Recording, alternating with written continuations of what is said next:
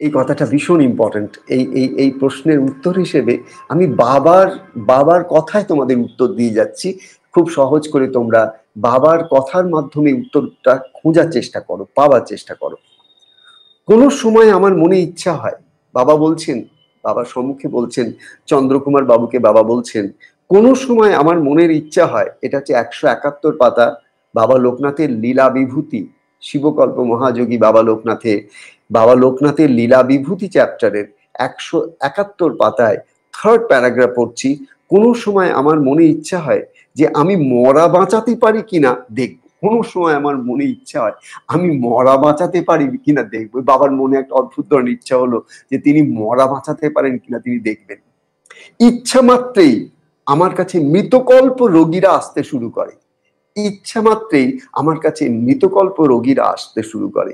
এই সময় কেবল বাক্য দ্বারা 94টি মৃতপ্রায় রোগীকে আরোগ্য করেছি। বাবা বলছেন এই সময় যখন চতুর্দিক থেকে বহু মানুষ বাবার কাছে আসছেন, কারা আসছেন? একমাত্র যারা মৃতপ্রায় তারাই আসছেন, যাদের সমস্ত মেডিকেল সায়েন্স থেকে জবাব দিয়ে দিয়েছে, সব জায়গা থেকে জবাব দিয়ে দিয়েছে, একেবারে নির্ধারিত হয়ে রয়েছে আর কয়েকদিন পরেই সে হয়তো মারা যাবে, তারা সব বাবার কাছে আসছেন। এবং কি কেবল বাক্য দ্বারা, কোনো হিলিং প্রসেস নয়, এটা খা সেটা খা, এটা দিচ্ছেন সেটা দিচ্ছেন, টোটকা পুটকি কিচ্ছু নেই, কেবল একটা বাক্য দ্বারা। বাবা বলছেন কেবল বাক্য দ্বারা 94টি মৃতপ্রায় রোগীকে আরোগ্য করেছি।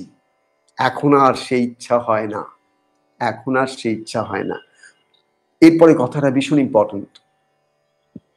তবে আজও যদি কেউ আমার ইচ্ছা করিয়ে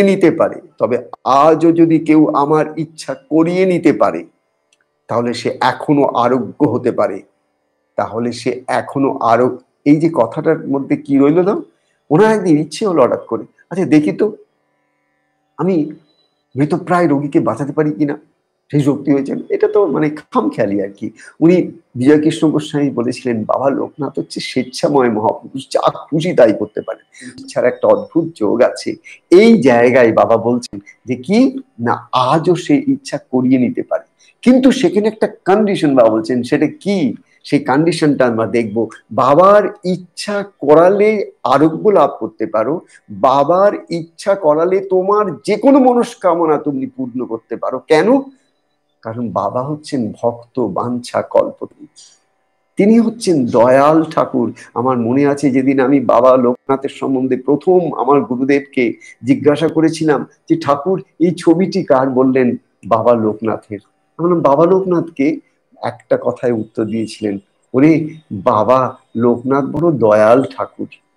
আমি সারা জীবন সেই একটা গুরু বাক্যের যথার্থতা, তার প্রকৃত মর্মার্থ, তার প্রকৃত অর্থটা আমার হৃদয়ে প্রতি মুহূর্তে আজও আমার শ্বাসে প্রশ্বাসে আছে। বড় দয়াল ঠাকুর। যারা বাবাকে ভালোবেসেছে, যারা বাবাকে সত্যিই শরণাগত হয়েছে, তারা জানে বাবা বড় দয়াল ঠাকুর। সেই দয়াল ঠাকুর কি বলছেন, আজও আমার ইচ্ছা তুমি করে নিতে পারো, তাহলে সে এখনো আরোগ্য হতে পারে। বা তোমার মনের ইচ্ছা আজও, যা কিছু ইচ্ছা হোক না কেন, আজও তুমি সেই ইচ্ছা বাবাকে দিয়ে পূর্ণ করতে পারো। কিন্তু কন্ডিশনটা কি? বাবা কন্ডিশন করে দিয়েছেন, কি করে করতে পারো বলছেন। উত্তরে বাবা বলছেন খুন নিবারের জন্য দেহের যেমন প্রয়োজন বোধ। বাবার কথাও কিরকম অদ্ভুত। খুন নিবারণের জন্য দেহের যেমন প্রয়োজন বোধ, অর্থাৎ তোমার যখন খুব খিদে পায়, এত ক্ষুধার্ত, এত 3 দিন তুমি আহার পাওনি, 3 দিন 4 দিন হয়ে গেছে তুমি আহার পাওনি, সেই সময় তোমার কাছে সব থেকে প্রধান কি বলতো? তোমার কাছে সব থেকে প্রধান একটু কিছু আহার। সেই আহারের সময় তোমার মনের যে অবস্থা, সেই অবস্থাটা হচ্ছে যে আমি কোথায় একটু আহার পাবো। অর্থাৎ তোমার মনের সবটুকু চিন্তা ভাবনা কেবল একটু খুন নিবারণের চেষ্টা, অর্থাৎ একটু আহার পেলে তোমার যে খিদে, সেই খিদা, হ্যাঁ, সেটা একটুখানি নিবৃত্ত হবে। ঠিক সেইটাকেই বাবা বলছেন খুন নিবারণের জন্য দেহের যেমন প্রয়োজন বোধ, অর্থাৎ তোমার দেহ রক্ষার জন্যে যেমন খিদে এবং তার আহার, এটার যেমন প্রয়োজন আছে, এবং যখন তোমার প্রচন্ড খিদে পাবে তখন তুমি এক আহার ছাড়া যা আর কিছু যেমন চিন্তা করতে পারো না, আর একটা কথা বলছেন, বিষ্ঠা মূত্র ত্যাগের জন্য দেহের যেমন প্রয়োজন বোধ, বিষ্ঠা মূত্র ত্যাগের জন্য দেহের যেমন প্রয়োজন বোধ। তোমরা প্রত্যেকে ভালো করে জানো, যখন প্রচন্ড কল অফ নেচার আসে, যখন কারোর হয়তো প্রচন্ড বাথরুম যাবার দরকার পড়েছে, চিন্তা করে দেখো তো মনে আর কিছু তখন আসে? তখন খালি চোখ চতুর্দিকে তাকায়, কোথায় একটা বাথরুম পাবো, সে পরিষ্কার হোক অপরিষ্কার হোক, যত প্রিমিটিভ হোক, একটা পেলেই হলো। এই যে অবস্থাটা, এই অবস্থাটাকেই, জিনিসটাকে বোঝবার চেষ্টা করবে। এই অবস্থাটা বাবা কেন বলছেন জানো? এই অবস্থাটা হচ্ছে তিনি বোঝাতে চাইছেন তোমাকে যে তুমি আগে তোমার ইন্টেন্সিটি অফ ফিলিংটাকে বোঝার চেষ্টা করো। What exactly do you want? Do you want the fulfillment of your desire? If so, let there be intense focus on the intention. You cannot have 10 other things and at the same time keep praying to Baba for a wish. You have to have one point mind and a devotion and a commitment and a deep sense of urge. আমার এটা চাই এবং আমি জানি বাবা এটা আমাকে দিয়েই রেখেছেন, আমি এটা বাবার কাছ থেকে পাবোই। এই ভাব নিয়ে যখন সে আকুল হয়ে ডাকছে, ইটস অলমোস্ট লাইক একটা ক্ষুধার্ত মানুষ, যে মানুষটার কাছে একটা তীব্র ক্ষুধা ছাড়া কিচ্ছু নেই, তার কাছে যেমন একটা ছোট্ট আহার, সেটা যেমন তার কাছে একমাত্র ইম্পর্টেন্ট, ঠিক তেমনি যেমন একটা মানুষ বিষ্ঠামূত্র ত্যাগ করার প্রয়োজন বোধ যার উপরে ইন্টেন্স, তার জন্য একটা বাথরুম বা মূত্র ত্যাগ করার জায়গাটা যতখানি ইম্পর্টেন্ট, ঠিক সেরকম ইম্পর্টেন্ট বাবা বলছেন কি, ওইরূপ প্রয়োজন বোধ যার আমার জন্য হয়, ওইরূপ প্রয়োজন বোধ যার আমার জন্য হয়, সে এখনো ইচ্ছা করিয়ে নিতে পারে। ওইরূপ প্রয়োজন বোধ যার আমার জন্য হয়, সে এখনো ইচ্ছা করিয়ে নিতে পারে। সুতরাং আজকের দিনে এই মুহূর্তে তোমাদের সকলের প্রশ্নের উত্তর কিন্তু আমাকে দিতে হবে না, তুমি তোমার কাছেই এই উত্তর আছে। তখন বাবা আমাদের সকলকে বলে রেখেছেন, তোমাদের প্রত্যেকের মনের বাসনা ইচ্ছা পূর্ণ করার জন্য বাবা নিজে ভক্ত বাঞ্ছা কল্পতরু হয়ে বসে আছেন।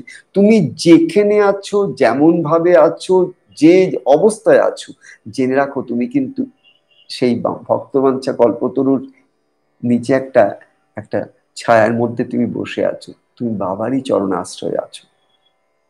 কিন্তু সাইমেলটেনিয়াসলি তোমার যদি 10টা আকাঙ্ক্ষা থাকে, তোমার মধ্যে যদি অনেক রকম বাসনা থাকে, একই সঙ্গে তুমি যদি অনেক কিছুতে, কি বলবো, যাকে বলেন হিন্দিতে বলেন আগে উলঝ যাতে হো, হ্যাঁ, অনেক কিছুর মধ্যে তুমি যদি নিজেকে জড়িয়ে ফেলো, তখন কিন্তু তোমার ওই ইন্টেন্সিটি অফ ফোকাসটা থাকে না। বাবা চাইছেন তোমার মধ্যে সেই ইন্টেন্সিটি অফ ফোকাস। এই ইন্টেন্সিটি অফ ফোকাসটা যখন তোমার থাকবে, তখন তুমি কিন্তু তোমার প্রার্থনার মধ্যে, তোমার ধ্যানের মধ্যে, প্রার্থনার মধ্যে, তাকে ডাকার মধ্যে তুমি দেখবে তোমার একটা ঐকান্তিকতা থাকবে, একটা সিঙ্গেল পয়েন্টেডনেস থাকবে। আর এই সিঙ্গেল পয়েন্টেডনেসটা বাবা চাইছেন, বাবা বলছেন যে আমার যা ইচ্ছা আমি তাই করতে পারি। কিন্তু আবার অ্যাট দি সেম টাইম বলছেন, তোরা তো জানিস না কি চাইতে হবে, তাই ঠিক ঠিক চাইতেও পাস না, আর তার জন্য আমার সেই কৃপাটাও তোরা অনুভব করতে পারিস না। তো সবার আগে আমাদের মনে রাখতে হবে একটা জিনিস, ইটস নট দি কোয়েশ্চেন যে বাবা তোমার ইচ্ছা পূর্ণ করতে পারেন কি পারেন না, এই প্রশ্নের উত্তর তোমরা কেউ খুঁজো না প্লিজ। বাবা তোমার ইচ্ছা পূর্ণ করতে পারেন কি পারেন না এ প্রশ্ন বাবাকে করো না। ওগো, মা সন্তানের মধ্যে আমি দেখেছি, সন্তান যদি মায়ের কাছে কিছু চায় না, মা বোধহয় সর্বস্ব দিয়ে সন্তানের একটা ছোট্ট আকাঙ্ক্ষা পূর্ণ করে। বাচ্চা শিশু মায়ের কাছে এসে কিছু চাইছে, মা কিন্তু মানে পারলে বোধহয় সবকিছু ত্যাগ করে দেবেন, কিন্তু ওই সন্তানের ইচ্ছা একটু পূর্ণ করতে চাইবেন। কিন্তু ওই মাও আবার কখনো কখনো সন্তানের ইচ্ছাটাকে তৎক্ষণাৎ পূর্ণ করেন না, বা না বলেন, বা বাধা দেন, বা সেটা ভবিষ্যতের জন্য পোস্টপন করেন। তার একমাত্র কারণ তিনি জানেন যে সন্তান সে এত ইনোসেন্ট, সে এত নাইভ, সে নিজেই জানে না তার কোনটা ভালো, তার কোনটা মন্দ। তোমার জীবনে একবার ভেবে দেখো তো, কত কিছু তুমি জীবনে চেয়েছো, পাওনি তা নয়। কত ইচ্ছা তোমার পূর্ণ হয়েছে আজ অব্দি। একটুখানি শান্ত হয়ে বসে একটা কাগজ কলম নিয়ে না লিখো। আর সে লিখলে একবার দেখতে পাবে যে তোমার জীবনে ছোট বড় কত রকম বাসনা কামনা তোমার কাছে এসেছিল। ঈশ্বরের কাছে প্রার্থনা করেছিলে কি করনি, কিন্তু কোনো না কোনো ভাবে সেগুলো সব পূর্ণ হয়েছিল। এই পূর্ণ যে বাসনার লিস্ট আছে না, সেটা দেখেই তোমরা বুঝবে যে তিনি তোমার কোনো আকাঙ্ক্ষা অপূর্ণ রাখেন না। কিন্তু সত্যি সত্যি এই সমস্ত বাসনা যেগুলো তোমার পূর্ণ হয়েছে, তাতে কি তুমি জীবনে শান্তি পেয়েছো? এটি আমার দিক থেকে তোমাদের সকলের কাছে আজকের দিনের মূল প্রশ্ন। তুমি যা কিছু আকাঙ্ক্ষা করতে পারো, বাবা পূর্ণ করতে পারেন। তার কারণ তিনি বলছেন 93 জন মৃতকল্প রোগীকে একবার ডেকে পাঠিয়ে তাদের বাক্য দ্বারা কেবল সুস্থ করে বাড়ি পাঠিয়ে দিলাম। এবার তার কাছে অসাধ্য কি থাকতে পারে বলো? আমার তো মনে হয় যা শিবের অসাধ্য, তা বাবার সাধ্য। তিনি কলির জীবন্ত হাঁটা চলা ভগবান। যেমন শ্রী রামকৃষ্ণদেব যখন কাশিতে গেছিলেন না, তখন আমাদের তৈলঙ্গ স্বামীজিকে দেখে বললেন যে ওরে সচল শিব দেখে এলাম। এক হচ্ছে বিশ্বনাথ, তিনি হচ্ছেন অচল শিব, একটা জায়গায় বসে আছেন। আর একজনকে দেখলাম সচল শিব, সে চলে ফিরে বেড়ায়। বাবা লোকনাথ হচ্ছেন সচল শিব গো। বাবা তোমার ঘরে রয়েছেন, বাবা তোমার হৃদয়ে রয়েছেন, বাবা তোমার মনে বসে আছেন। কিন্তু এত সহজে তার নাগাল পাওয়া সম্ভব নয়, এত সহজে তাকে ছোঁয়া সম্ভব নয়। তার কারণ যতক্ষণ না মনের ভূমিটা পরিষ্কার হচ্ছে, যতক্ষণ না তোমার অবচেতন মনের মধ্যে আকুলতায় ব্যাকুলতায় প্রাণের স্পর্শে বাবার জন্য সেই জায়গাটা তৈরি হচ্ছে, তুমি কি করে আশা করতে পারো যে বাবা তোমার সমস্ত ইচ্ছাগুলো পূর্ণ করে দেবেন? আর যদি ইচ্ছা করেন, পূর্ণও করেন, তাতে তুমি জীবনে শান্তি পাবে, এ কথা তুমি কি বলতে পারো? বাবা তো তোমার কত ইচ্ছা পূর্ণ করে দিয়েছেন, তুমি কি জীবনে শান্তি পেয়েছো সেই পূর্ণ ইচ্ছাগুলোকে নিয়ে? পাওনি। আজও যদি বাবা তোমার ইচ্ছাগুলো সব পূর্ণ করে দেন, তাতেও তুমি কালকের দিনে শান্তি পাবে না। শান্তি পাওয়ার উপায় একটাই আছে। সেই উপায়টা কি জানো? শান্তি পাওয়ার উপায় হচ্ছে তুমি আগে বোঝার চেষ্টা করো যে কি চাইলে আর কোনো চাওয়া বাকি থাকে না। আর একটা জিনিস বোঝার চেষ্টা করো, প্রকৃত যেদিন বাবাকে তুমি ভালোবাসবে, প্রকৃত যেদিন তুমি তোমার গুরুকে ভালোবাসবে, প্রকৃত তুমি যেদিন তোমার ইষ্টর কাছে নিজেকে সত্যি সত্যি অনেকটা মেলে ধরতে সক্ষম হবে, ওগো সেদিন তুমি একটা কথা বারবার বলবে, আমি না চাইলেও তিনি আমায় সব কিছু দেন। আমার তার কাছে কিচ্ছু চাইতে হয় না, আমার কোনো বাসনা তিনি অপূর্ণ রাখেন না। তিনি সব সময় আমাকে, আমার ইচ্ছা আর তাঁর ইচ্ছা যেন এক। সুতরাং সব সময় জানবে যে প্রকৃত ভালোবাসাটা যেদিন আসবে একটু একটু করে, সেদিন আর তোমার কাছে না এত চাওয়ার প্রয়োজন বোধ থাকবে না গো। কথায় কথায় এত প্রার্থনা করার ইচ্ছাও থাকবে না। তখন তোমার প্রার্থনার সুরটা যাবে পাল্টে। সেই সুরটা কি হয়ে যাবে? One of your gratitude. তোমার প্রার্থনা থাকবে না উইশ লিস্ট, তোমার প্রার্থনার উইশ লিস্টের জায়গাটা তোমার মনের জগতে অকুপাই করে নেবে কি জানো? একটা প্রোফাউন্ড সেন্স অফ গ্র্যাটিটিউড। মনে হবে ও ঠাকুর, আমি চাই না, তবু তো তুমি আমাকে কত দিয়েছো, কত দিয়েছো, কত দিয়েছো।